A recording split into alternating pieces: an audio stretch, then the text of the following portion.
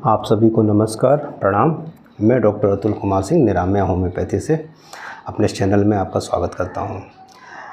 मैं उम्मीद दिलाता हूं कि इस वीडियो को देखने के बाद से आप अपने लिए ज़्यादा केयरफुल हो जाएंगे और आप अपने आप को ज़्यादा प्यार करने लगेंगे। उम्मीद करने लगेंगे कि डॉक्टरों के ऊपर डिपेंडेंसी 100% ठीक नहीं है। उम्मीद करने लगेंगे कि बीमार होना अच्छी बात नहीं है। इस बात को आपको समझाने के लिए मैं एक रिसेंट एग्जांपल लेना चाहूँगा जो आज से 5-6 दिन पहले मेरे साथ हुआ। ध्यान से सुनिएगा, that is a type of story, और उम्मीद करते हैं कि इसको पूरा आप देखते हैं तो आपको इस वीडियो से ढेर सारी सीख मिलने वाली है। आपको ये समझ में आ जाएगा कि मेडिकल साइंस है क्या और आप क्या एक्सपेक्टेशन लेके बैठे हैं कि एक डॉक्टर से या फिर मेडिकल साइंस से। हमारी इनिशियल डेज़ की प्रैक्टिस की मैं आपको बात बताऊं, 2010 की बात है, 2010। एक बच्चा मेरे पास कुछ रिपोर्ट्स, कुछ इन्वेस्टिगेशन के साथ आया था। उस समय उस बच्चे की एज 11 ईयर थी। मैं बच्चे का नाम नहीं बता सकता आपको। उस रिपोर्ट को देखने के बाद हमें जो मालूम चला, उसका सीरम क्रिएटिनिन रेज था, ब्लड यूरिया नाइट्रोजन ज़्यादा रेज था और GFR उसका रिड्यूस हो रहा था, EGFR।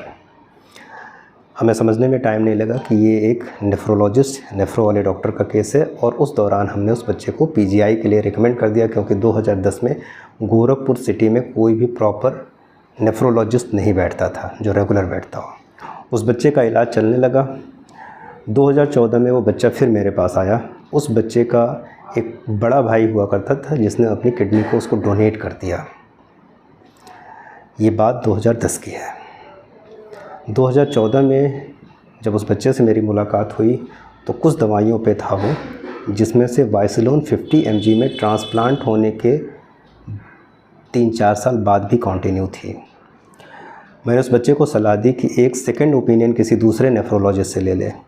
जिन नेफ्रोलॉजिस्ट ने उसका ट्रांसप्लांट किया और जिनकी कंसल्टेशन में वो था, मैं उनका नाम नहीं बताऊंगा, बस इतना बता सकता हूँ कि वो दिल्ली के बहुत रिनाउंस हॉस्पिटल के नेफ्रोलॉजिस्ट थे जो HOD हुआ करते थे, है अभी। 2014 में जब मैंने उस बच्चे को ओपिनियन दी कि आप किसी दूसरे नेफ्रोलॉजिस्ट से कंसल्ट कर लीजिए, उसके बाद वो बच्चा मेरे टच में नहीं आया। आज की डेट में 2022 चल रहा है और अभी मुश्किल से लास्ट वीक में वो बच्चा फिर मेरे पास आया।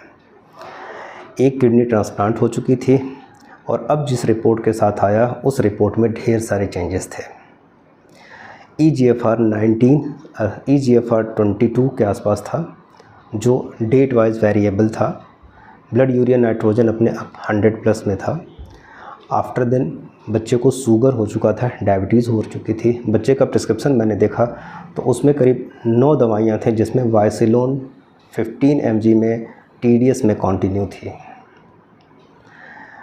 अब बच्चे की कंडीशन ये है कि वो यदि चाह भी ले, यदि उसको किसी ने डोनेट करवा भी दिया, किसी ने अपनी किडनी दे भी दी, तो शायद किडनी ट्रांसप्लांट ना हो सके, क्योंकि जिन डॉक्टर साहब के कंसल्टेशन में वो बच्चा था वो डॉक्टर साहब ने मना कर दिया है कि किडनी ट्रांसप्लांट नहीं हो सकती है। मेडिकल साइंस में हम लोग रिस्क नहीं लेना चाहते। इसमें हमारी गलती नहीं है, इसमें मरीज़ की भी गलती है। सोसाइटी जो देती है वही तो डॉक्टरों से देता है। सोसाइटी ये मानने को तैयार ही नहीं होती है कि केस इमरजेंसी वाला है, हेड इंजरी है, उसमें जान जा सकती है। उसको ये लगता है कि डॉक्टर ने मरीज़ को मार दिया, जबकि हमेशा सत्य नहीं होता है। लेकिन इस बच्चे के केस में हम उस बच्चे की गलती नहीं दे सकते हैं, क्योंकि और न ही हम उस डॉक्टर की गलती दे सकते हैं, न ही हम एलोपैथी की गलती दे सकते हैं। क्यों? क्योंकि जो लाइन ऑफ ट्रीटमेंट था वही तो डॉक्टर फॉलो कर रहा था। बस बात केवल इतनी है इन सारी चीज़ों का कि मेडिकल साइंस परफेक्ट नहीं है।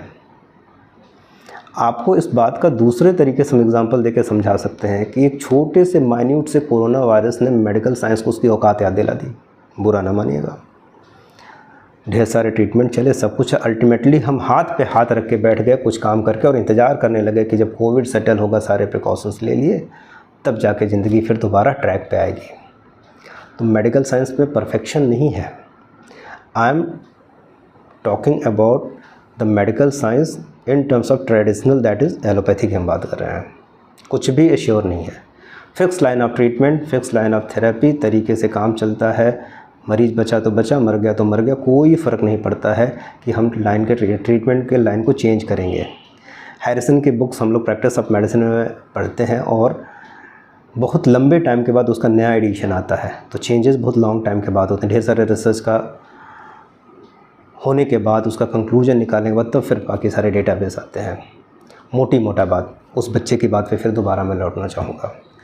आज की डेट में जहाँ वो बच्चा खड़ा है उसके अकॉर्डिंगली वो हो सकता है 10 दिन चल जाए, 10 दिन में एक्सपायर हो सकता है 20 दिन, हो सकता है 4 महीने, हो सकता है 6 महीने, हो सकता है 8 महीने, हो सकता है साल भर, लेकिन हमें ये बात मालूम है वो ज़्यादा दिन सर्वाइव नहीं करेगा। तो गलती किसकी है? यहाँ से जो मैं बात बताना चाह रहा हूँ उस बात को ध्यान से सुनिएगा। उम्मीद करता हूँ कि आपके व्यूज़ और बाकी सब चीज़ें चेंज हो जाएंगी। मैंने बताया मेडिकल साइंस परफेक्ट नहीं है, कोई भी मेडिकल साइंस परफेक्ट नहीं है।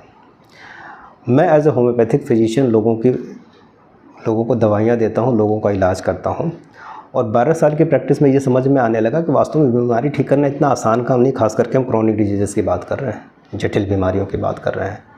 दवा देकर सिम्टोमेटिकली आराम दे देना बहुत आसान काम होता है, लेकिन बीमारी को जड़ से ठीक करना सबसे डिफ़िकल्ट टास्क होता है। एक सबसे बड़ी कॉमन प्रैक्टिस में हमने देखा है, जो फ्रैंकली मैं बोलना चाहूँगा, हो सकता है एक मेडिकल फ्रेटर्निटी हमसे नाराज़ हो जाए, चलेगा।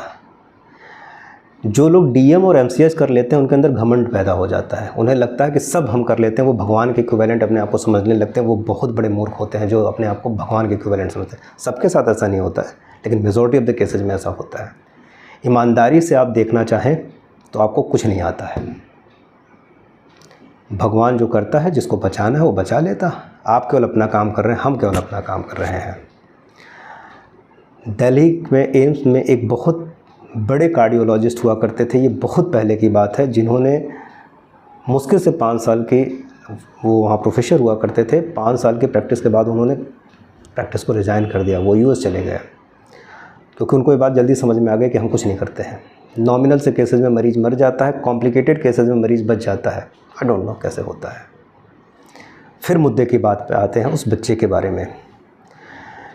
उस बच्चे के केस में कुछ गलतियाँ हुई, उन गलतियों को यदि वास्तव में सही से रियलाइज़ कर लिया जाए तो शायद हम किसी मरीज़ का सही से ट्रीटमेंट कर सकें। जब हम ये बात मानते हैं कि कोई भी थेरेपी अपने आप में कंप्लीट नहीं है, मेडिकल साइंस भी अपने आप में कंप्लीट नहीं है, हर दिन यदि कंप्लीट होता तो हर दिन हमें नए रिसर्चेस का सहारा नहीं लेना पड़ता और नए तरीके को अडॉप्ट नहीं करना पड़ता। तो मेडिकल साइंस कंप्लीट तो नहीं है, इसमें कोई फैक्ट, इसमें कोई डाउट वाली बात नहीं है। रही बात कि फिर करें तो क्या करें, बस करना केवल इतना होता है कि जो मल्टीपल मोड ऑफ ट्रीटमेंट होते हैं उसमें से हमें अडॉप्ट करना पड़ता है। उस समय जिस बच्चे की किडनी डैमेज हुई और उस बच्चे के ट्रांसप्लांट की हम बात करते थे, उस दौरान हमें ये पता लगाने की ज़रूरत महसूस होनी चाहिए थी कि बच्चे की किडनी डैमेज होने के कारण क्या है। यदि वो टॉक्सिक कॉज रहे होते तो नो डाउट दोबारा किडनी डैमेज नहीं हुई होती। यदि कोई और भी कॉज रहे होते जो लोकल लेवल पे रहते तो नहीं किडनी डैमेज होती दोबारा। इम्यूनोसप्रेसिव ड्रग्स पे लंबे टाइम तक रखना ये बहुत अच्छी बात नहीं है, क्योंकि नो डाउट जब किडनी ट्रांसप्लांट होती हैं तो इम्यूनो कॉम्प्रोमाइज़ करके रखा जाता है मरीज़ को, ताकि रिएक्शंस ना हो, किडनी रिजेक्ट ना हो जाए। लेकिन फिर भी हमें बैसाखी कभी न कभी तो हटानी पड़ेगी। आपको भी मालूम है स्टेरॉइड्स का ओवर यूज़ शुगर लेवल को रेज़ कर देता है, जो कि कोविड में भी हुआ, और उसके बाद लोग ब्लैक फंगस से सफ़र करने लगे। तो क्या कोई तरीका था जिस तरीके से उस स्टेरॉइड्स को टेपर डाउन किया जा सकता था? क्या कोई तरीका था जिससे हम लोग फाइंड आउट कर लेते कि उस बच्चे की किडनी के डैमेज होने के पीछे कॉज क्या क्या है, और उस कॉज को हम लोग ट्रैक आउट कर लेते तो शायद वो बच्चा आज की डेट में 11 साल के ट्रीटमेंट में 40-50 लाख फूंकने के बाद से शायद बचाया जा सकता, उसकी जान पे तो नहीं आती था। इम्यून मॉड्यूलेशन जब आप करना चाहते हैं तो इम्यून मॉड्यूलेशन भूल जाइए आपकी केवल दवा के सहारे कर सकते हैं, बेवकूफ़ी वाली बातें हैं, कभी नहीं हो सकता, नेवर पॉसिबल। होगा कैसे? हम बोल दें केवल होम्योपैथी से इम्यून मॉड्यूलेशन होगा, मैं गलत बोल रहा हूँ। इम्यून मॉड्यूलेशन में मल्टीपल ऑफ द फैक्टर्स काम करते हैं। सबसे पहले नंबर पे आपकी डाइट है, क्या खा रहे हैं आप ओरली, एनवायरनमेंट, कैसे एनवायरनमेंट में आप रह रहे हैं, आपकी मेंटल कंडीशन कैसी है, आप बहुत स्ट्रेस में तो नहीं हैं, सिस्टमिक इलनेस तो नहीं चल रही है। तो सारी चीज़ों को आप बैलेंस कैसे करेंगे? वन वर्ड में मैं बताना चाहूँगा, that is the meditation, that is the yoga. 12 सालों में 2 साल से हम भी सिस्टम को अडॉप्ट कर रहे हैं और हमें लगने लगा है कि उसका रिज़ल्ट ज़्यादा अच्छा है। क्यों ना हम नेचुरल तरीके से चलें? क्या बिना मेडिसिन के सर्वाइव नहीं कर सकते? हम कर सकते हैं, लेकिन ट्राई नहीं करते हैं ना। हम लोग सोचते हैं कि दवा खा लेंगे और हम ठीक हो जाएंगे, जो कि पॉसिबल नहीं है। तो उस बच्चे के केस में 2010 में जब उसकी किडनी ट्रांसप्लांट करनी पड़ी, किडनी ट्रांसप्लांट करने में कोई दिक्कत नहीं थी, इम्यूनोसप्रेसिव ड्रग्स पे रखना भी कोई दिक्कत वाली बात नहीं थी, लेकिन इम्यूनोसप्रेसिव ड्रग्स पे उस बैसाखी पे रखने के बाद उसे हटाने की कोशिश करनी चाहिए थी, जो कि नहीं हुई। और कॉज को फाइंड आउट करना था, किस कॉज की वजह से किडनी डैमेज हुई है। अब जब इतने सिनेरियो हो गए और जब हम 2022 में उसकी देख रहे हैं कि सारी रिपोर्ट्स गड़बड़ हो रही है, तो जो प्रोसेस था वो नहीं बंद हुआ ना, जिसकी वजह से किडनी डैमेज हुई। इम्यूनोलॉजिकल रिएक्शन तो बॉडी में चलते रहे ना गलत तरीके से, तो इम्यून मॉड्यूलेशन कर लिया गया होता तो उस बच्चे को हमेशा के लिए ठीक किया जा सकता था। और इम्यून मॉड्यूलेशन में हम तरीके तो बता सकते हैं ना, हम भगवान नहीं हैं, न बनने की कोशिश करनी चाहिए। ज़रूरत इस बात की है कि हम अपना बेस्ट एफर्ट क्या कर सकते हैं। मैं, यदि मेरा कोई जूनियर है या फिर कोई मेरा सीनियर, हो सकता है मेरा जूनियर हमसे ज़्यादा जानता हो सकता है उसकी एक्सपीरियंस किसी फील्ड के बारे में ज़्यादा हो, मुझे अडॉप्ट करने में क्या दिक्कत है। हम चाहते क्या हैं, हम मरीज़ को ठीक करना चाहते हैं, हम मरीज़ का भला करना चाहते हैं। तो उसके लिए यदि हमें किसी की सलाह लेनी पड़े तो उसमें बुरा क्या था। जिस तरह से मैंने उस बच्चे को नेफ्रोलॉजिस्ट के पास भेज दिया, जो कि उस समय सबसे ज़रूरत की बात थी, तो वास्तव में उस दौरान करना केवल इतना था, फाइंडिंग करनी थी जिसके सारे में ये मालूम चलता किडनी डैमेज क्यों हुई। अब जब 2022 चला और मैंने फिर देखी तो मुझे ये मालूम चला कि प्रोसेस नहीं बंद हुआ, जिसकी वजह से वेरी फर्स्ट टाइम उसकी किडनी डैमेज हुई थी। इम्यून रिएक्शंस चलते रहे बॉडी में in spite of use of steroids. उस समय बच्चे को कॉन्स्टिट्यूशनल होम्योपैथिक दवा दी गई होती और 2 या 3 पैरेलल थेरेपी को साथ में ले लिया गया होता तो उस मरीज़ का भला हो गया होता। गलती केवल डॉक्टर की ही नहीं होती, मरीज़ की भी होती है। तो मरीज़ को तो ये मालूम चलता है ना कि हमने डीएम और एमसीएच को दिखा लिया तो मैं एकदम ठीक हो जाऊंगा, अब भगवान हमें मिल गए, जबकि गलत है, ऐसा नहीं है। तो ज़रूरत यह है इंटीग्रेटेड थेरेपी का। हम हर एक थेरेपी को इक्वल इम्पॉर्टेंस दें और हम उनको रिस्पेक्ट करें। यही डॉक्टर के अग्रवाल ने बोला था। डॉक्टर के अग्रवाल की होम्योपैथिक नॉलेज बहुत अच्छी थी ढेर सारे होम्योपैथिक डॉक्टरों की तुलना में। तो उस बच्चे को इम्यून मॉड्यूलेशन के लिए पैरेलल ऑफ द थेरेपीज़ का यूज़ करना था और ख़ास करके उन चीज़ों को अडॉप्ट करना था जिस तरीके से उस बच्चे के लिए बेनिफिशियल होता और जो नेचुरल होता, जो हैज़ार्ड नहीं पैदा करता। धीरे धीरे करके स्टेरॉइड्स को टेपर डाउन किया जाना चाहिए था। जब तक हम दूसरे की इम्पोर्टेंस को नहीं समझेंगे तब तक वास्तव में मरीज़ के हित में कुछ भी नहीं होगा।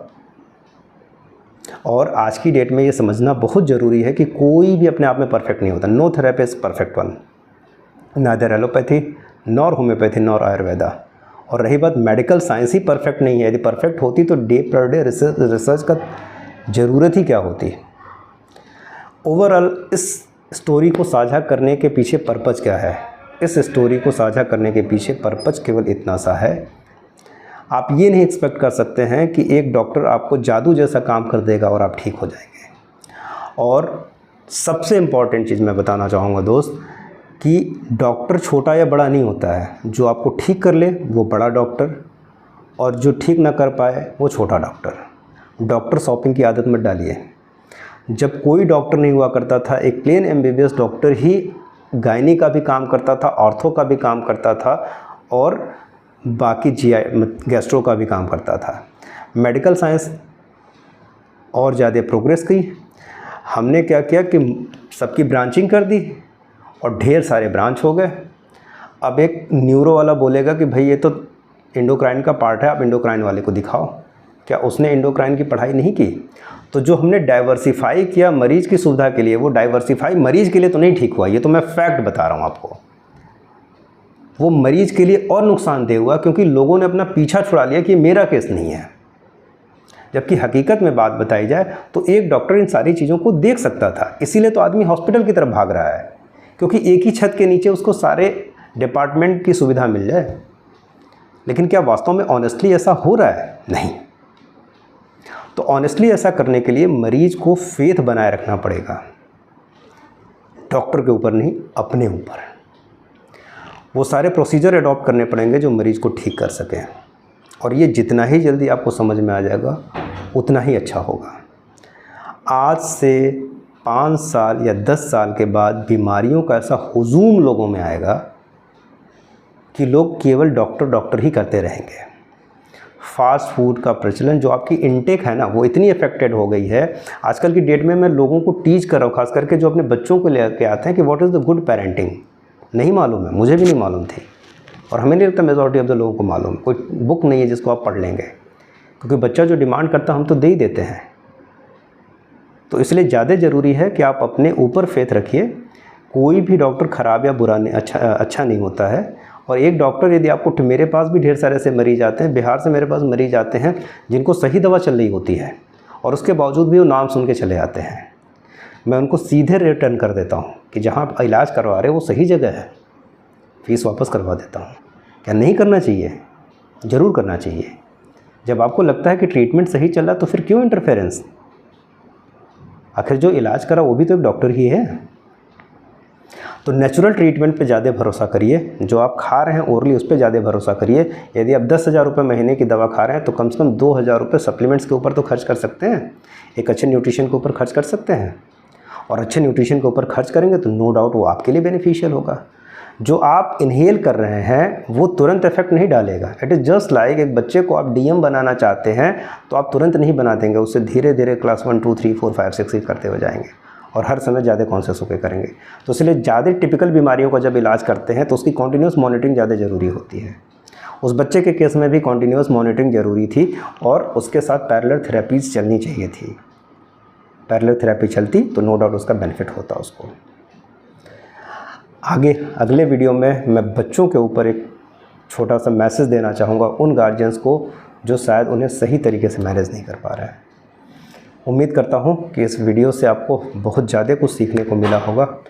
नेचुरल चीज़ों में अडॉप्ट करिए, घर की बनी हुई चीज़ें खाइए, बाहर कोई अमृत नहीं मिल रहा है। फूड के मार्केट का फूड और बाकी सब चीज़ें बहुत ज़्यादा हज़ार्ड पैदा, आपको मालूम भी नहीं उसमें क्या पड़ा हुआ है। ज़रूरी ये है डॉक्टर के ऊपर फेथ बनाए रखिए, नेचुरल चीज़ों को अडॉप्ट करिए, एक अच्छी लाइफस्टाइल को अडॉप्ट करिए, नो डाउट आपके लिए ज़्यादा बेनिफिशियल होगा। Thank you very much. मैं डॉक्टर अतुल कुमार सिंह, निरामय होम्योपैथी।